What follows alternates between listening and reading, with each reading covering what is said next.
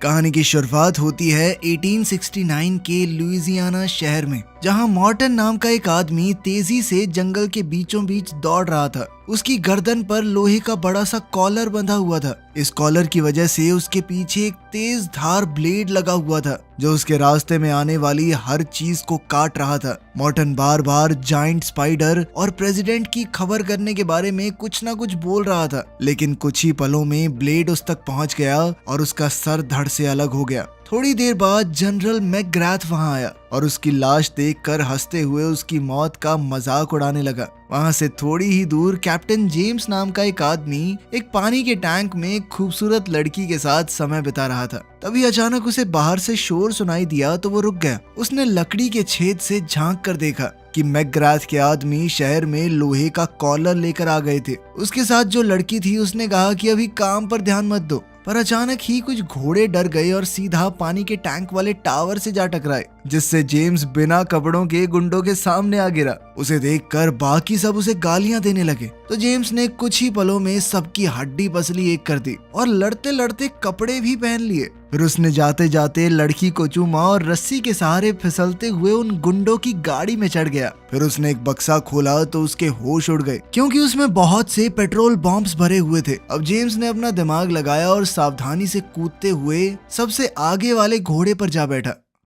वहीं शहर में दूसरी ओर हम मार्शल गॉर्डन को देखते हैं, जो एक महफिल में लड़की बन के मैकग्राथ के करीब आने की कोशिश कर रहा था। लेकिन जब किसी दूसरे आदमी ने उसे छूने की कोशिश की तो उसने अपनी ड्रेस में छुपे हुए एक डिवाइस से उसे जोरदार मुक्का दे मारा। आखिरकार मैकग्राथ ने सबके बीच उसे चुन ही लिया। पर तभी एक दूसरा आदमी जो उसका दीवाना हो गया था, उसने मैकग्राथ से गॉर्डन को छीनने की कोशिश की तो मैकग्राथ ने उसे सीधा गोली मार दी। वहीं दूसरी ओर घोड़े भागते हुए एक पहाड़ी के नीचे गिरने ही वाले थे कि तभी जेम्स ने उन्हें ऐन वक्त पर रोक दिया। उसने दूर से बिल्डिंग में मैकग्राथ को देखा तो वो जल्दी से बिल्डिंग पर चढ़ने लगा। उधर गॉर्डन ने मैकग्राथ को हिप्नोटाइज करके उस पर काबू कर लिया था। उसने मैकग्राथ से पूछा कि तुमने किसके कहने पर एस्कोबार नाम के उस साइंटिस्ट को अगवा किया, पर तभी अचानक उसके डिवाइस ने काम करना बंद कर दिया तो गॉर्डन ने अपना चाकू निकाल लिया। उसी पल जेम्स खिड़की तोड़कर अंदर घुस गया और मैकग्राथ पर हमला बोल दिया। जेम्स मैकग्राथ पर गोली चलाने ही वाला था कि तभी गॉर्डन ने उसे रोककर कहा कि अभी हमें इसकी जरूरत है।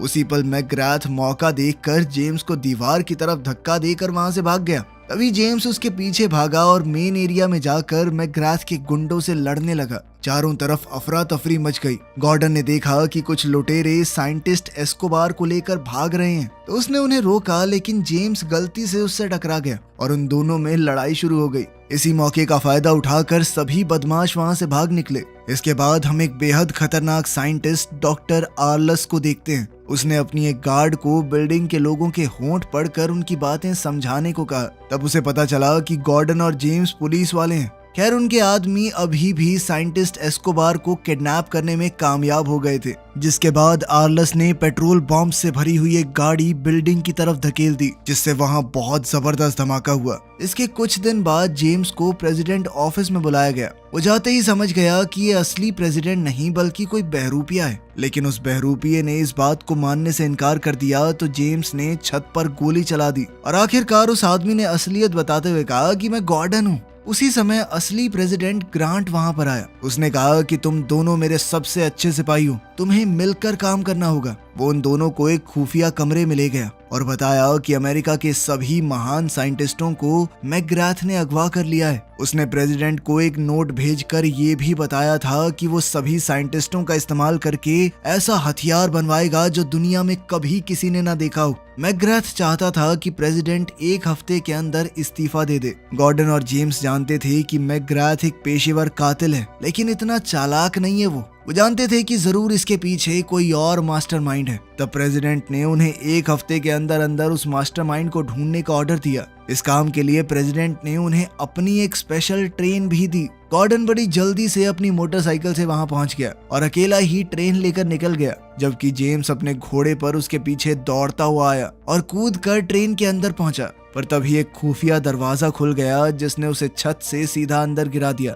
अंदर जाते ही गॉर्डन और जेम्स में बहसबाजी शुरू हो गई और जेम्स ने गुस्से में उसे मुक्का मार दिया कि चुप हो जाना। तभी गॉर्डन कुछ अजीबोगरीब हरकतें करने लगा अचानक उसने एक बटन दबाया जिसमें से हथौड़ा बाहर आया और सीधा जेम्स को जा लगा। तभी जेम्स सीधा एक पूल टेबल पर जा गिरा, जिसने अचानक उसे रस्सियों से बांधकर उल्टा कर दिया और अब वो रेल की पटरियों के सामने था। अब बदले में जेम्स ने एक चेन खींच दी, जिससे गॉर्डन की कुर्सी भी ऐसे ही उल्टी हो गई। आखिरकार उन दोनों ने फैसला किया कि सिर्फ प्रेसिडेंट के लिए मिलकर काम करेंगे। इसके बाद गॉर्डन ने मॉर्टन के सर को एक मशीन से जोड़कर चेक किया कि उसने मरने से पहले आखिरी बार क्या देखा था। ये कोई और नहीं बल्कि मैकग्राथ ही था। फिर उन दोनों ने देखा कि मैकग्राथ की जेब में एक कॉस्ट्यूम फंक्शन का इनविटेशन था, जो कि न्यू ऑरलीन्स शहर में होने वाला था। इसीलिए वो दोनों भी तुरंत वहीं के लिए रवाना हो गए। फिर पार्टी की रात जेम्स चुपके से बिल्डिंग में घुस गया, पर जब एक गार्ड ने उसे रोकने की कोशिश की तो उसने एक ही मुक्के में गार्ड को बेहोश कर दिया और खिड़की से अंदर पहुंच गया। अंदर उसकी मुलाकात हुई मिस ईस्ट से, जो कि आर्लस की पर्सनल असिस्टेंट थी। उसने जेम्स को आसपास घुमाया और महल के अंदर का टूर दिया। उसी वक्त जेम्स ने भीड़ में गॉर्डन को पहचान लिया, जो भेष बदल कर वहां आया था। फिर नाचने गाने वालों के आने से एक बड़े शो की शुरुआत हुई। साथ ही इब्राहिम लिंकन का एक बहुत बड़ा स्टैचू अंदर लाया गया, पर तभी अचानक उसमें जबरदस्त धमाका हो गया और अंदर से आर्लेस बाहर निकला, जिसका आधा शरीर गायब था। उसे जिंदा देखकर सब लोग हैरान थे। खैर फिर जेम्स ने उसके पास जाकर उससे मैकग्राथ के बारे में पूछा, लेकिन आर्लस ने ऐसे जवाब दिया मानो वो मैकग्राथ को जानता ही ना हो। इसी बीच गॉर्डन ने कुछ डांसर्स को छुप कर एक साइड में जाते देखा और उसे एक लड़की के चिल्लाने की आवाज सुनाई दी। बाद में हम देखते हैं कि आर्लेस मैकग्राथ से अकेले में कुछ खुफिया बात कर रहा था। इधर जेम्स भी छुप कर उन दोनों की बातें सुन रहा था। मैकग्राथ काफी गुस्से में था, क्योंकि पिछली बार के हमले में उसके सारे हथियार बर्बाद हो गए। तब आर्लस ने उसे एक नक्शा दिखाकर कहा कि मैं इस जगह पर नदी के पास और हथियार पहुंचा दूंगा। फिर उन दोनों के जाने के बाद जेम्स ने ऑफिस में घुसकर कागज पर बने नक्शे के निशानों को ट्रेस किया, लेकिन उसी वक्त मिस ईस्ट वहां आकर उसे चूमने के बहाने उसका ध्यान भटकाने लगी। अचानक एक पेंटिंग के पीछे कुछ हलचल हुई। असल में वहां एक गार्ड छुपा हुआ था। गार्ड ने तुरंत बंदूक निकालकर जेम्स पर निशाना लगाया, पर वो गोली गलती से मिस ईस्ट को लग गई। तब जेम्स ने गुस्से में आकर पेंटिंग के पीछे छुपे सभी गार्ड्स को मार दिया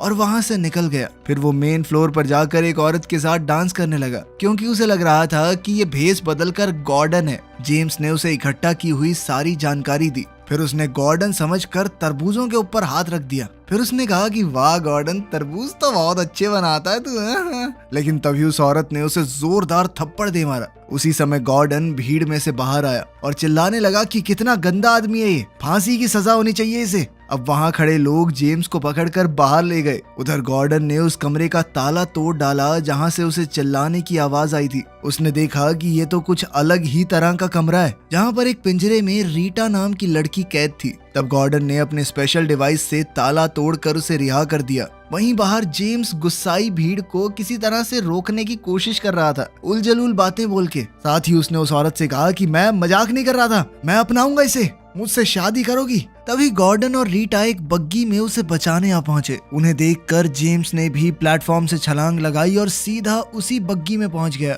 तब रीटा ने बताया कि मैं कोई नाचने वाली नहीं हूँ, बल्कि साइंटिस्ट एस्कोबार की बेटी हूँ। मैं छुपकर अपने पिता को ढूंढने आई थी। वहीं नदी किनारे आर्लस और मैकग्राथ अपने अगले प्लान की तैयारी कर रहे थे। किनारे पर मैकग्राथ के फौजी उसके ऑर्डर्स का इंतजार कर रहे थे। उसी समय स्टीम से चलने वाला एक टैंक वहां आया और फौजियों को लगा कि वो उनका नया हथियार है, इसीलिए वो खुशियां मनाने लगे। पर अचानक टैंक ने वहां धुआंधार फायरिंग की, जिसमें सभी फौजी मारे गए। मैकग्राथ के पैरों तले जमीन खिसक गई और वो आर्लस पर चिल्लाया कि तुमने मुझे धोखा क्यों दिया। तब आर्लस ने कहा कि ये मेरा बदला है। दरअसल मैकग्राथ उसे एक लड़ाई में अकेला छोड़कर भाग गया था। उसी लड़ाई में उसने अपने आधे शरीर को खोया था। मैकग्राथ ने गुस्से में अपनी बंदूक निकाली, लेकिन आर्लस ने अपनी व्हील चेयर से गोली चलाकर उसे मार डाला। फिर उसने अपने साथियों से 1000 किलो सोना स्पाइडर कैनियन नाम की एक जगह पर लाने को कहा, जिसके बाद वो अपना सबसे बड़ा हथियार बाहर निकालेगा। खैर जब रीटा, जेम्स और गॉर्डन वहां पहुंचे तो उन्होंने देखा कि सभी फौजियों की लाशें वहां बिखरी पड़ी हैं और आर्लस वहां से गायब था। तब जेम्स ने एक कहानी सुनाई,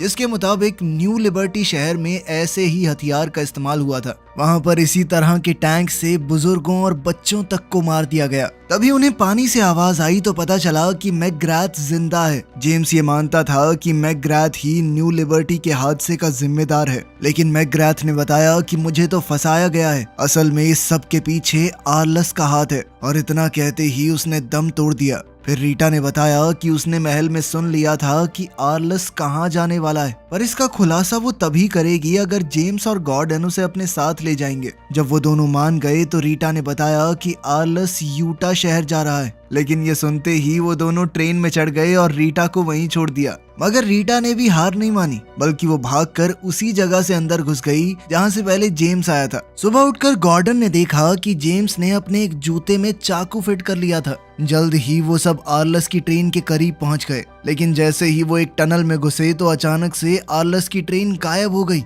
वो समझ नहीं पाए कि ये हुआ क्या। असल में आर्लस की ट्रेन खास बीम्स का इस्तेमाल करके ऊपर उठ गई थी, जिस वजह से जेम्स और गॉर्डन अपनी ट्रेन में उनसे आगे निकल गए। तभी आर्लस ने पीछे से उन पर गोलीबारी शुरू कर दी तो जेम्स पूल टेबल पर लेटकर नीचे पटरियों तक पहुंच गया। बदकिस्मती से उसकी रस्सी टूट गई और वो ट्रेन से पटरियों पर जा गिरा। तब जेम्स ने मौका देखकर वो रस्सी आर्लस की ट्रेन से बांध दी और ऊपर चढ़ गया। फिर उसने चिमनी में झांकने की कोशिश की, पर तभी एक गार्ड ने उस पर पीछे से हमला बोल दिया। उन दोनों में लड़ाई शुरू हो गई और फिर जेम्स ने अपने जूते में चिपके चाकू के सहारे उसे मार डाला। फिर उसने लाश को चिमनी में डाल दिया। इधर आर्लस ने एक शिकंजा फेंक कर दोनों ट्रेन्स को जोड़ दिया था। लाश की वजह से अचानक बॉयलर में धमाका हुआ और दोनों ट्रेन्स रुक गई। अब आर्लस उनकी ट्रेन में घुस रहा था तो रीटा और गॉर्डन तुरंत भागकर छुप गए। उसी समय जेम्स भी वहां पहुंचा और अचानक रीटा ने गलती से स्लीप गैस बॉम्ब एक्टिवेट कर दिया, जिससे वो तीनों वहीं बेहोश हो गए। थोड़ी देर बाद गॉर्डन और जेम्स को होश आया। दोनों जमीन पर पड़े थे और उनकी गर्दन पर लोहे के कॉलर्स बंधे हुए थे, साथ ही उनके चारों ओर लोहे की तार बंधी हुई थी। आर्लस ने उनके सामने आकर उनकी हार का मजाक उड़ाया और फिर उन्हीं की ट्रेन में रीटा को लेकर चला गया। तब गॉर्डन ने अपनी जेब चेक की तो उसे कोई डिवाइस नहीं मिला, मगर उसे एक नोट मिला जिसमें लिखा था कि जब तक वो इस तार के अंदर है तब तक जिंदा रहेंगे। जेम्स को इस पर यकीन नहीं हुआ, इसीलिए उसने जांच करने के लिए तार से बाहर कदम बढ़ाया। तभी अचानक एक मशीन एक्टिवेट हो गई जिसमें से 2 गोल ब्लेड्स तेजी से घूमते हुए आए और रास्ते के सभी पेड़ पौधे काटते हुए उनका पीछा करने लगे। गॉर्डन ने चिल्लाते हुए कहा कि इन कॉर्नर मैग्नेट्स की पावर पूरे 400 साल बाद खत्म होती है। अब वो दोनों जान बचाने के लिए पास के एक खेत में जा घुसे। वो एक दूसरे के आमने सामने खड़े हो गए। जैसे ही ब्लेड्स उनके करीब पहुंचे दोनों नीचे कूद गए और वो ब्लेड आपस में टकरा कर टूट गए। लेकिन उसी समय उन्हें एहसास हुआ कि वो गोबर से भरे एक गड्ढे में गिर चुके हैं। कुछ देर बाद वो दोनों खेत से बाहर निकले तो दोनों में बहसबाजी शुरू हो गई। गॉर्डन ने गुस्से में जेम्स पर चिल्लाकर कहा कि सब तुम्हारी गलती है। उसने जेम्स को मारने के लिए पत्थर उठाया पर उसका पत्थर गलती से एक कॉलर पर जा लगा, जिससे उन कॉलर्स की मैग्नेटिक फोर्स एक्टिवेट हो गई और दोनों कॉलर्स एक दूसरे से चिपक गए। अचानक जेम्स कूदकर जमीन पर गिर गया और गॉर्डन को अपने जूते से चाकू निकालने को कहा। गॉर्डन ने उसका जूता निकाला, लेकिन कॉलर्स अभी भी उनके कंधों पर मौजूद हर मेटल से चिपक रहे थे। दोनों ने एक दूसरे से दूर भागने की कोशिश की, लेकिन फिर भी मैग्नेट्स ने उन्हें एक बार फिर से वापस खींच लिया। इसके बाद दोनों पहाड़ी से लुढ़कते हुए सीधा नदी में जा गिरे। पानी में गिरते ही गॉर्डन बेहद खुश हो गया क्योंकि उसे अपनी टूल किट मिल गई थी। फिर थोड़ी मेहनत के बाद उन्होंने कॉलर्स निकाल दिए और जेम्स आग जलाने के बाद खाना ढूंढने निकल पड़ा। बाद में उसने गॉर्डन को अपने बचपन की कहानी सुनाई। दरअसल वो पैदा ही एक गुलाम परिवार में हुआ था। फिर एक दिन मौका देखकर वो भाग निकला और रेगिस्तान में छुप गया, जहां अमेरिका के मूल निवासी, जिन्हें रेड इंडियंस भी कहा जाता है, उन्होंने उसे पाला। जब तक वो वापस आया तब तक उसके परिवार को मार दिया गया था। तभी अचानक उनके सामने एक खास तरह की मधुमक्खी ने मकड़ी को पकड़ लिया। गॉर्डन इस घटना को काफी ध्यान से देख रहा था। फिर अगली सुबह दोनों रेगिस्तान से चल पड़े और अचानक गॉर्डन के हाथ का कॉलर अपने आप उसे आगे खींचने लगा। पता चला कि ये तो आर्लस की खुफिया रेल पटरी थी। अब वो इसके जरिए आर्लस का पीछा कर सकते हैं। आखिरकार वो स्पाइडर कैनियन नाम की जगह पर पहुंचे जहां उनकी ट्रेन भी मौजूद थी। उन्होंने देखा कि आर्लस ने यहां अपना एक शहर बसा लिया था। उसका सबसे बड़ा हथियार था एक बहुत भारी भरकम स्पाइडर, जो अपने रास्ते में आने वाली हर चीज को चकनाचूर कर सकता था। खैर अब दोनों अपनी ट्रेन में पहुंचे और जेम्स ने साफ कपड़े और हथियार निकाले। तभी गॉर्डन को वो मक्खी वाली बात याद आई और उसने कहा कि उसे भी आर्लस को रोकने के लिए डाविंची की फ्लाइंग मशीन जैसा कुछ बनाना चाहिए, मगर जेम्स ने कहा कि हमारे पास इतना टाइम नहीं है। वहीं दूसरी ओर हम देखते हैं कि प्रेसिडेंट ग्रांट एक इनॉग्रेशन सेरेमनी में था, जहां अचानक से जमीन थोड़ी थोड़ी हिलने लगी। अचानक वो बड़ा सा स्पाइडर सबके सामने आ गया, जिसे देखते ही सब लोग घबरा कर भागने लगे और तभी आर्लस ने एक ट्रेन में धमाका कर दिया। उसी समय हम देखते हैं कि गॉर्डन प्रेसिडेंट का भेष बनाकर स्टेज पर आ गया था, साथ ही वो कहने लगा कि वही असली प्रेसिडेंट है। वहीं दूसरी ओर जेम्स स्पाइडर के ऊपर चढ़ गया। अब आर्लस ने दोनों ग्रांट्स पर जाल फेंककर उन्हें कैद करने की कोशिश की। इधर एक गार्ड ने जेम्स को देख लिया और उसे गिराने के लिए गोली चला दी। बाद में हम देखते हैं कि आर्लस ने अपने अड्डे पर एक मीटिंग रखी थी। उसने ऐलान किया कि वो अमेरिका के छोटे छोटे टुकड़े करके अलग अलग देशों को बेच देगा और एक हिस्सा होगा उसके अपने लिए। उधर जेम्स को होश आया तो उसे एहसास हुआ कि वाह, मैं तो जिंदा हूँ। फिर वो वापस ट्रेन पर पहुंचा तो उसे वहां हथियार के नाम पर बेल्ट में छुपी हुई एक छोटी सी बंदूक मिली। फिर गॉर्डन के कॉस्ट्यूम्स देखकर उसे एक आइडिया आया। वहीं आर्लस के बेस पर ग्रांट ने सरेंडर करने से इनकार कर दिया था, तो आर्लस नकली ग्रांट यानी गॉर्डन को जान से मारने के लिए तैयार हो गया। लेकिन उसी पल वहां एक डांसर आ गई जो असल में जेम्स है। उसने अपनी अदाओं से आर्लस को लुभाया और फिर चुपके से उसकी कुर्सी से चाबियां चुरा कर गॉर्डन को दे दी। गॉर्डन ने जल्द ही खुद को रिहा कर लिया, लेकिन तभी जेम्स ने गलती से अपनी ब्रा में छुपे हुए फ्लेम थ्रोअर्स को एक्टिवेट कर दिया और वहां आग निकलने लगी। आर्लस ने तुरंत अपने आदमियों को गोली चलाने के ऑर्डर्स दिए, मगर जेम्स ने आग से उन्हें जला डाला। कॉपीराइट का चक्कर ना होता मैं गाना लगा देता, बीड़ी जलैले जिगर से पिया, जिगर में बड़ी आग है डंग डंग। खैर, अब आर्लस और उसके गार्ड्स ग्रांट को घसीटकर स्पाइडर के अंदर चले गए। जब और फौजी जेम्स की ओर बढ़ रहे थे तो उसने एक बॉम्ब फेंक कर वहां जबरदस्त धमाका कर दिया। उधर रीटा सभी साइंटिस्ट्स को रिहा करके अपने साथ एक सुरक्षित जगह पर ले आई थी। अब जेम्स को कुछ समझ नहीं आ रहा था, इसीलिए उसने गॉर्डन से कहा कि जल्दी से वो फ्लाइंग मशीन बनाओ। कुछ ही देर में गॉर्डन ने वो फ्लाइंग मशीन बना दी। जाने से पहले कंडक्टर ने उन्हें कुछ बम दिए और कहा कि वो एक पुलिस वाला है जिसे प्रेसिडेंट ने उन पर नजर रखने के लिए भेजा था। अब जेम्स और गॉर्डन उस मशीन के साथ पहाड़ी से कूद गए। एक बार को तो ऐसा लगा कि गए काम से, लेकिन जल्द ही मशीन उड़ने लगी। वहीं दूसरी ओर हम देखते हैं कि वो बड़ा सा स्पाइडर एक शहर में पहुंच चुका था, जहां आर्लस ने लोगों को मारना और बिल्डिंग्स को गिराना चालू कर दिया। वो चाहता था कि इसके दबाव में आकर प्रेसिडेंट उसकी बात मान ले, लेकिन उसी पल जेम्स और गॉर्डन अपनी फ्लाइंग मशीन में वहां पहुंचे। फिर उन्होंने हवा से बम फेंककर हमला कर दिया। उधर से आर्लस भी उन पर हमला कर रहा था और अचानक उनकी फ्लाइंग मशीन गिरकर सीधा स्पाइडर से जा टकराई, जिससे एक गार्ड तो गिर गई, मगर बदकिस्मती से बाकी गार्ड्स ने उन्हें घेर लिया और उन्हें पकड़कर आर्लस के सामने ले जाया गया। तब जेम्स ने आर्लस का मजाक उड़ाया तो आर्लस ने बटन दबाकर उसे नीचे वाले हिस्से में फेंक दिया, जहां उसे एक योद्धा का सामना करना होगा जिसके हाथ कटे हुए थे और उनकी जगह पर ब्लेड्स लगे थे। जल्द ही दो और फाइटर भी उस पर टूट पड़े, तो जेम्स ने बड़ी बहादुरी से उनका सामना किया। फिर उसने मशीन की एक चेन की मदद से ब्लेड वाले आदमी को दूर फेंक दिया। उसने दूसरे आदमी को इंजन में फेंका और अब बारी थी तीसरे आदमी की, जिसके मुंह पे उसने फावड़ा दे मारा। उसी समय एक ऐसा आदमी वहां आया जिसकी चमड़ी लोहे की थी। जेम्स चाहे उस आदमी पर कितने भी वार क्यों ना कर ले, पर उस पर कोई असर ही नहीं हुआ। अब जेम्स का दुश्मन उसे स्पाइडर से नीचे फेंकने ही वाला था, मगर अचानक न जाने कैसे उसकी चिप्स में बिजली का झटका लगा और जेम्स की जगह वो खुद ही नीचे गिर गया। इसके बाद जेम्स ने आर्लस को धक्का दिया तो आर्लस अपनी चेन से बाहर निकलकर मैकेनिकल टांगों पर खड़ा हो गया। अब जेम्स ने उसे मुक्का मारकर घुमा दिया तो आर्लस ने भी उसे पीटा। फिर वो उसके हाथों पर पैर रखकर उसकी छाती पर लगातार वार करने लगा। उसी समय गॉर्डन ने अपनी शर्ट में छुपी हुई छोटी गन निकाली और फटाक से गोली चला दी, मगर उसका निशाना चूक गया तो आर्लस उस पर हंसने लगा। लेकिन तभी उसे एहसास हुआ कि गोली उसकी मैकेनिकल टांग में लग गई थी और अब वो चल नहीं पा रहा। इसके बाद गॉर्डन और जेम्स ने मिलकर सभी गुंडों को हरा दिया और सबको एक एक करके स्पाइडर से नीचे गिराते गए। तभी ग्रांट ने देखा कि वो स्पाइडर एक पहाड़ी से नीचे गिरने वाला है, तो गॉर्डन ने उसे कंट्रोल करने की कोशिश की, मगर कोई फायदा नहीं हुआ। आर्लस एक बार फिर अपनी कुर्सी पर वापस आ गया और अपनी खुफिया गन से गोली चलाई, लेकिन वो जेम्स की बजाय स्पाइडर को जा लगी। उसी समय स्पाइडर पहाड़ी की चोटी पर जा रुका। अचानक आर्लस और जेम्स दोनों फिसल गए। जेम्स किसी तरह आर्लस की व्हील चेयर पकड़कर बचा हुआ था। आर्लस अब भी देश को खत्म करने की बातें कर रहा था, तो जेम्स ने उसकी कुर्सी का लीवर ही खींच दिया, जिससे आर्लस खाई में जा गिरा, जबकि जेम्स एक चेन को पकड़कर बच गया। बाद में प्रेसिडेंट ग्रांट ने ऐलान किया कि उसने सीक्रेट सर्विस नाम की एक एजेंसी बनाई है, जिसका काम होगा प्रेसिडेंट की रक्षा करना, और उस एजेंसी के सबसे पहले एजेंट्स होंगे गॉर्डन और जेम्स। बाद में रीटा ने उन दोनों का शुक्रिया अदा किया और तब उसने खुलासा किया कि एस्कोबार उसके पिता नहीं बल्कि पति है। ये सुनकर दोनों दंग रह गए। तब रीटा मुस्कुराते हुए वहां से चली गई और जेम्स और गॉर्डन ने एक दूसरे को देखा और स्पाइडर पर चढ़कर सनसेट की ओर निकल गए। वीडियो पसंद आई तो लाइक कर देना, चैनल को सब्सक्राइब कर लेना। मिलते हैं अगली वीडियो में।